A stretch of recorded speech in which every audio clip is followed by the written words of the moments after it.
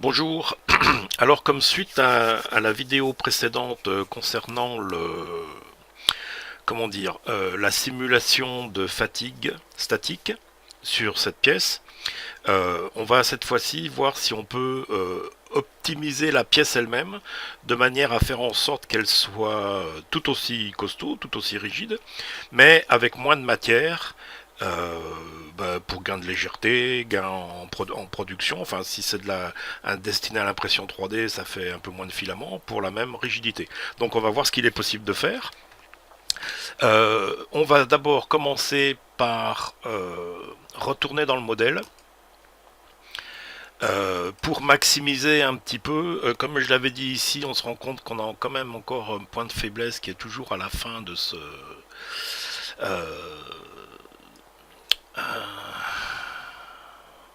ce chanfrein ici, je trouvais plus le mot, pardon. Donc on va le prolonger, on va regarder le poids. Alors on va regarder le poids actuel, tiens. Alors je sais pas si vous avez déjà vu ça, mais quand vous allez sur Body pour une pièce particulière, si on va dans Propriétés, ici, Properties, il nous donne la surface, la densité et le poids. Enfin la masse, le poids, qui est 53 grammes 0,83. Alors comme on va augmenter le chanfrein, on va augmenter un peu le poids, mais par la suite on va le diminuer. Donc c'est intéressant de voir d'où on part. Donc si vous voulez le noter quelque part sur un bout de papier, ou je le mettrai peut-être dans la vidéo, on en est à 53 grammes 0,83. Ok. Donc on va aller modifier nos chanfreins et on va allonger à 62 mm.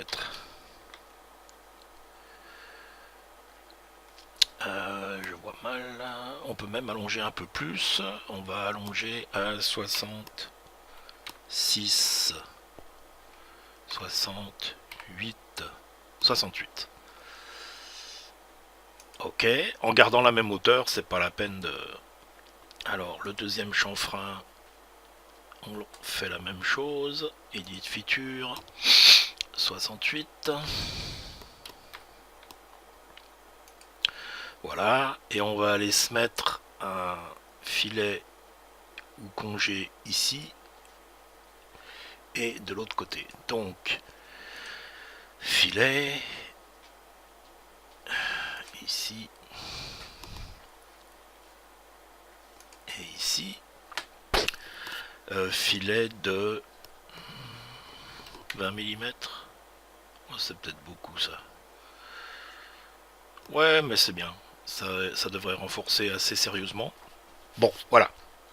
Donc là, notre pièce, on va certainement gagner de la rigidité pour passer au-dessus du facteur de sécurité qui était à 5,11. 5,11 si je me trompe pas. Et on était à 53 grammes et maintenant on est passé à 57 grammes. Ok. Donc on retourne dans notre partie simulation. Là bien sûr, puisqu'on a modifié notre pièce, il faut qu'on refasse le mesh et qu'on refasse le calcul pour avoir le facteur de sécurité et le stress actuel avec les modifications. Mais en même temps, on va démarrer l'étude pour optimiser la pièce. Donc on va obtenir les deux résultats simultanément. Alors comment on fait ça? Alors on peut bien sûr repartir dans Study ici et démarrer une nouvelle étude qui va être notre étude de Shape Optimization, donc qui est l'optimisation de la forme. Hein, c'est ce qu'on veut faire pour voir si on peut avoir la même rigidité tout en ayant optimisé la forme, c'est-à-dire avec moins de matière en fait. Mais il y a une autre méthode qui dans ce cas-là va nous convenir nettement mieux. Plutôt que de tout refaire et de repartir à zéro, on va cloner cette étude.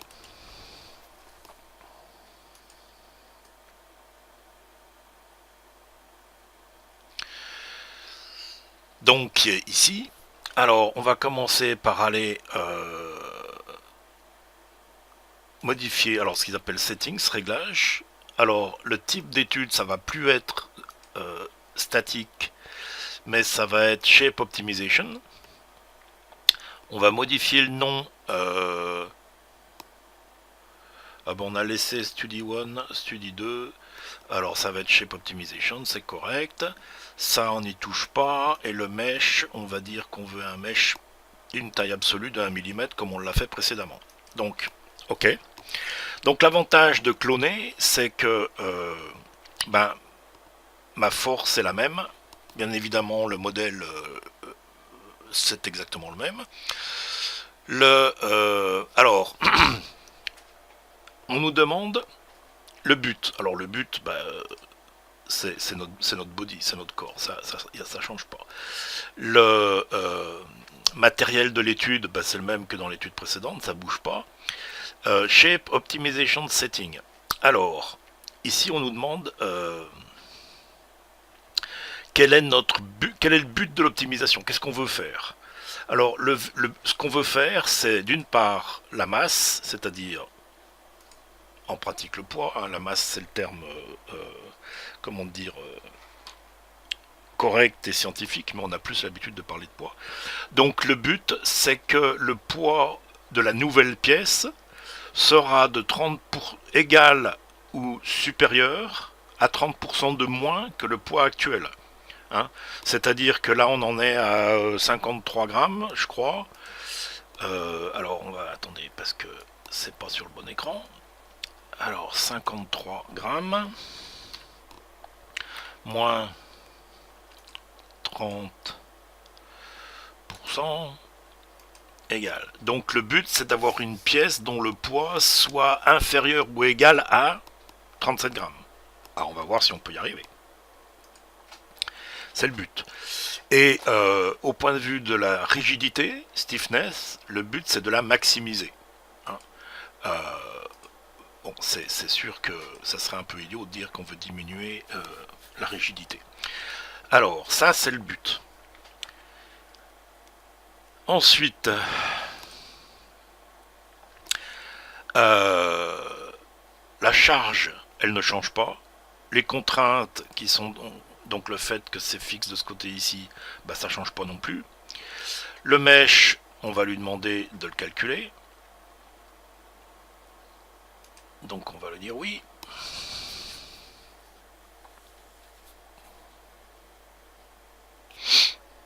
Et voilà notre mesh calculé. Donc maintenant, on a, comment dire, la marque verte ici, le check, comme quoi c'est bon. On peut aller résoudre nos deux études en même temps. Et on va faire ça sur le cloud. Pardon. Si je voulais choisir localement, je peux toujours faire la simulation statique comme on l'a fait précédemment, je peux la faire en local.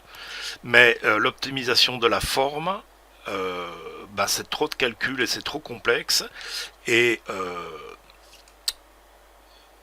Autodesk, en fait, le fait dans le cloud de toute façon, je pense qu'il considère qu'autrement, un certain nombre de machines auraient beaucoup de mal à effectuer ce calcul qui est quand même relativement complexe. Donc on va envoyer cette étude dans le cloud. Comme précédemment, je vais poser la vidéo pendant le temps de l'étude parce que c'est pas la peine de voir et d'attendre. Ça serait de la vidéo qui sert à rien. Et dès qu'on a les résultats, je reprends la vidéo. Donc nous avons maintenant les résultats de nos deux simulations. Alors la dernière modification qu'on a faite sur cet équerre ici, cette forme, c'est qu'on a prolongé notre chanfrein pratiquement jusqu'au cercle en faisant un congé qui joigne le cercle. Et on est passé de... Alors, on va revenir sur le safety factor. On est passé d'un facteur de sécurité qui était à 5,11 à un facteur de sécurité qui est à 8.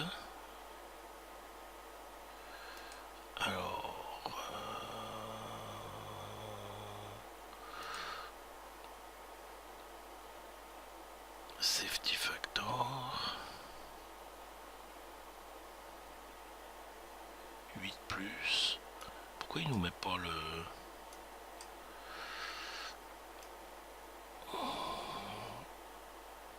Ah pardon, il est à 11,42 le minimum.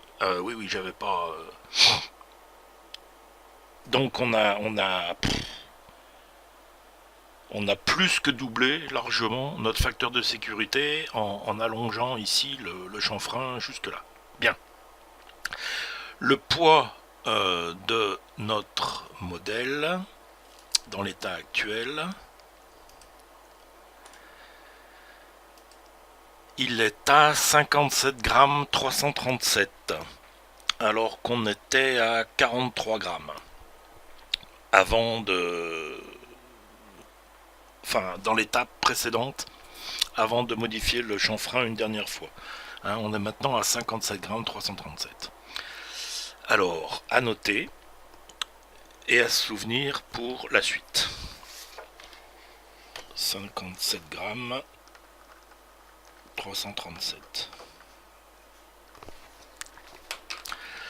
Ok, alors maintenant, notre optimisation de la forme. Qu'est-ce que ça nous donne? Alors, on va passer dessus. Et voilà notre résultat.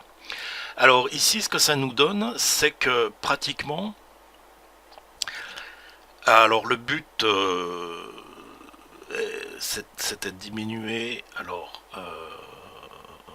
30, il nous permettrait de gagner 14 grammes, si on suit exactement ce que ça dit. Alors, comment interpréter ce résultat? Eh ben, ça nous montre, disons, la matière, là où c'est en rouge, c'est ce qui est absolument nécessaire comme matière pour pouvoir faire face à la contrainte qu'on lui fait subir. Ce qui est en vert, c'est moins nécessaire, et ce qui est en jaune, c'est entre les deux. Alors, on peut voir que le vert, pratiquement, c'est le... comment dire, ça suit le circuit à l'intérieur, le jaune, c'est pas très épais, et le rouge, c'est tout ça. Donc, j'allais dire, pour simplifier, alors il y a plusieurs façons de faire à partir de ce moment-là, on peut en faire un mesh et le resculpter, mais on va faire au plus simple, on va aller modifier le... Enfin, plus exactement, on va faire un nouveau... sketch pour aller supprimer ce qui n'est pas nécessaire. Mais donc là, on s'aperçoit que si on creuse ici l'intérieur de notre pièce, on va enlever pas mal de matière en ne changeant strictement rien à ses performances côté solidité. Et ici, on peut couper un peu en haut et en bas de chaque côté des trous, parce que ça, pratiquement, ça n'apporte rien de plus. Donc c'est ce qu'on va tout de suite aller faire. On va dans modèle.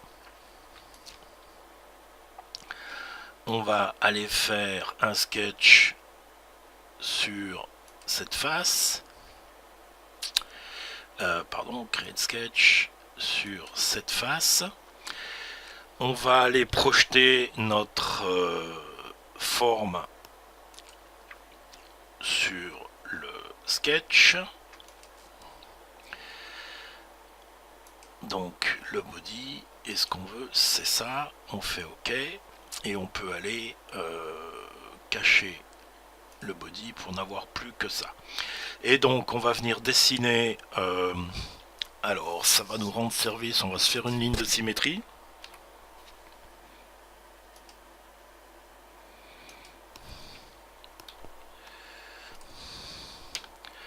Voilà, et on va aller dessiner une ligne qui va partir d'ici, qui va faire quelque chose comme ça, qui va faire un arc de cercle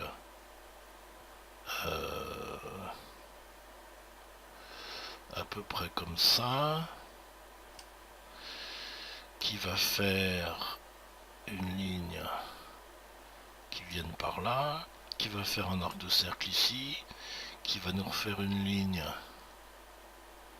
par là, qui va nous refaire un arc de cercle ici, et qui va nous refaire une ligne par là. Voilà. Ok, en plus on a une forme. On va vérifier parce que on va donc utiliser la contrainte symétrie entre ça et ça avec ça comme ligne de symétrie. Ah, on va utiliser ça, ça avec ça comme ligne de symétrie.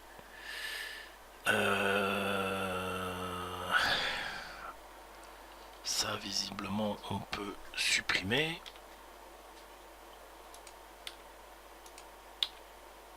On va refaire une ligne pour fermer ça. Voilà. Ouais, en fait, c'est ma ligne de départ qui doit pas être correcte. Donc,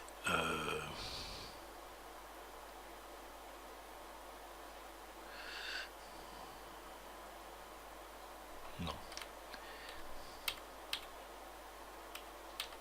non. Symétrie. Entre ça.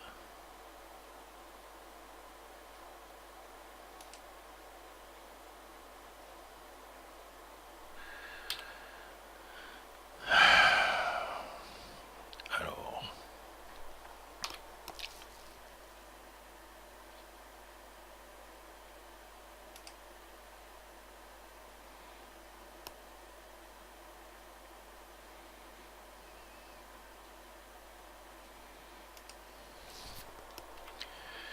je pensais avoir dessiné ma ligne, et je m'en excuse parce que ça fait un peu perdre de temps.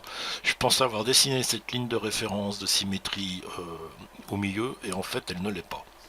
Donc, on va aller la bouger en disant que ça et ça, c'est collinaire.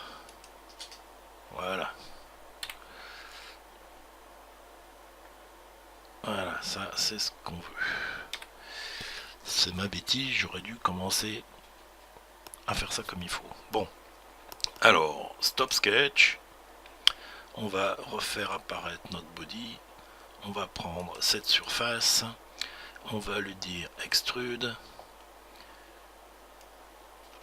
de toute la profondeur.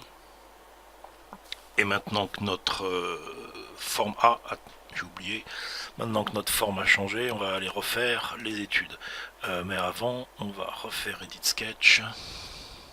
Non, c'est pas la peine. C'est pas la peine de faire un sketch pour ça. En fait, on va simplement faire extrude.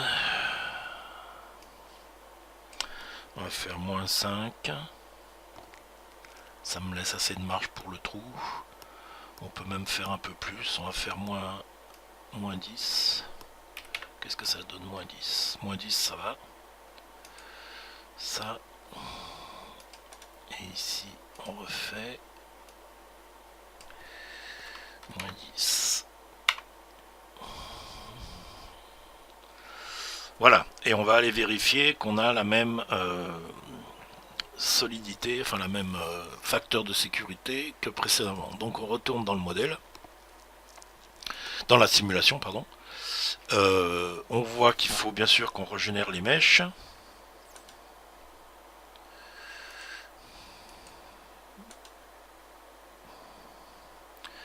Alors, il faut que l'étude soit active, c'est-à-dire qu'il y ait le petit bouton radio enfoncé pour aller modifier.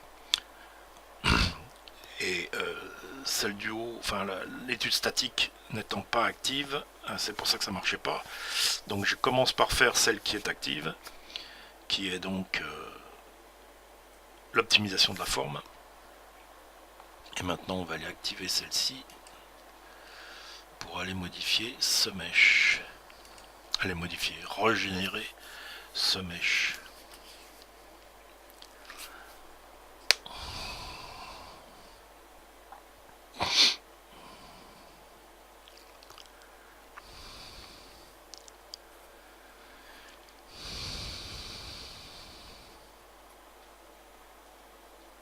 Voilà.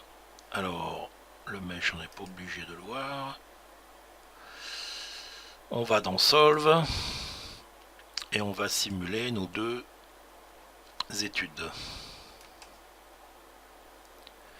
Enfin, calculer, faire les calculs pour obtenir les résultats sur les deux études et voir ce qui a changé. Si quelque chose a changé. Ah, pardon. Bon. Il va me faire une erreur. Bon, j'explique. J'aurais pas dû lancer sans modifier l'étude de forme parce que le but, enfin comment dire, les critères de l'étude, c'est de gagner 30% de masse. Alors on l'a déjà fait une fois et il nous a déjà montré comment gagner 30% de masse. Il serait extrêmement étonnant qu'on puisse gagner 30% encore une fois. Donc j'aurais dû modifier ça pour mettre quelque chose comme 5% pour valider, disons que la modification de la forme de l'objet et voir si on peut gratter encore un peu. Mais là, il y a de fortes chances que sur 30% de plus, il va nous faire une erreur parce qu'il peut pas. Bon, je vais poser la vidéo, on va attendre les résultats, mais je pense que ça va être ça. Alors on a les résultats concernant l'étude statique, on n'a pas encore les résultats concernant l'optimisation de la forme. Mais pour ce qui est d'études statiques, donc malgré le trou, enfin le trou, l'ouverture ou l'allègement fait dans l'équerre, on a quand même un facteur de sécurité de 6,93. Et pour ce qui concerne le déplacement, on a un déplacement maximum de 0,35 mm. Alors que on avait un déplacement au début, lorsqu'on a commencé comment dire, à optimiser la solidité, la rigidité de l'équerre, on avait un déplacement de 2,8 mm. Donc ça fait quoi ça, 2,8, 3, 5, 6 x 4, 24. Ça fait entre, enfin 7, ça fait 8 fois, ça fait à peu près 8 fois plus, enfin en utilisant le déplacement comme critère, ça nous fait 8 fois moins de déplacement, grosso modo, je fais le calcul de tête, hein. Ce qui est quand même une super amélioration. Je vais poser à nouveau parce que le résultat pour la simulation de l'optimisation de la forme, c'est un peu plus long visiblement. Alors, cette fois-ci, nous avons reçu les résultats de l'étude concernant l'optimisation de la forme. Qu'est-ce qu'il nous dit? Il n'y a pas... Bon, visiblement, ce qu'on a fait, ça a strictement rien changé à la forme. Là, ça suit. On voit qu'on a... bon, ici, il faudrait pas aller plus loin. Par contre, ici, on voit qu'on a encore de la matière de rab. Donc, on pourrait encore gratter quelques grammes. Ici, c'est pareil. On pourrait diminuer l'épaisseur. Bon, j'allais dire, c'est plutôt une confirmation que ce qu'on a fait n'a rien endommagé. On a aussi les résultats qu'on va tout de suite aller voir statiques. Et là, c'est pareil. Comment dire, le facteur de sécurité. Alors, on est où? Le facteur de sécurité, il est à 6,93. Donc, on est encore largement bon. La déformation, ça donne, on va la voir, on va l'animer, on va mettre 30 étapes pour voir un peu mieux ce qui se passe, et on va la max, non c'est pas la vitesse que je veux, c'est bon tant pis. Donc la déformation,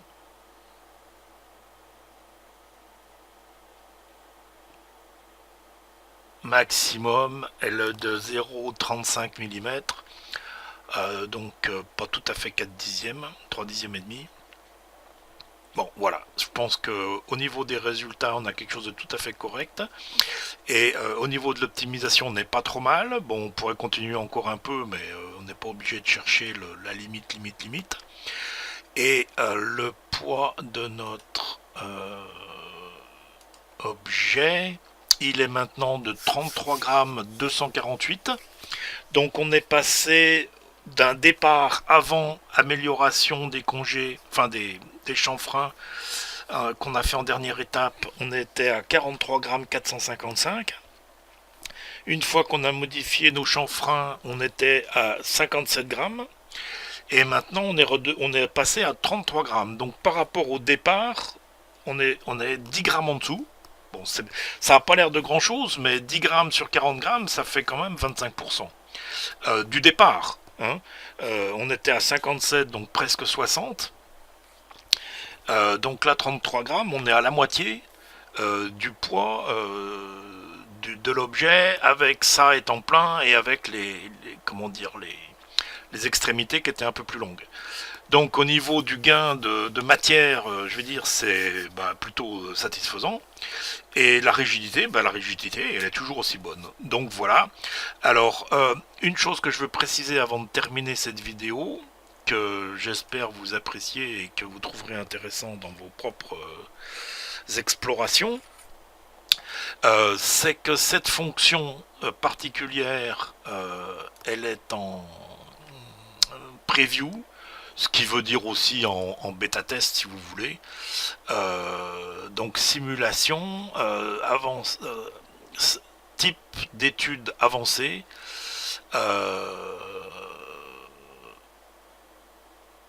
Ah bah non, elle y est plus. Elle était dans une version précédente. Alors donc cette fois-ci, ça devrait être une version définitive. Parce que j'allais dire, si elle est en preview, il se peut que l'interface change, qu'il y ait des choses qui changent. Mais non, l'optimisation de la forme, elle est plus en preview, c'est fait. Elle l'était il y a quelques temps. Maintenant, c'est le static stress non linéaire, pardon, et la simulation d'événements, c'est-à-dire la réaction par rapport à un choc, quelque chose comme ça, chose que je n'avais encore pas vue, on tâchera d'y aller. Mais enfin, sachez qu'il y a un certain nombre de choses ici qui sont en preview et que vous pouvez aller, comment dire,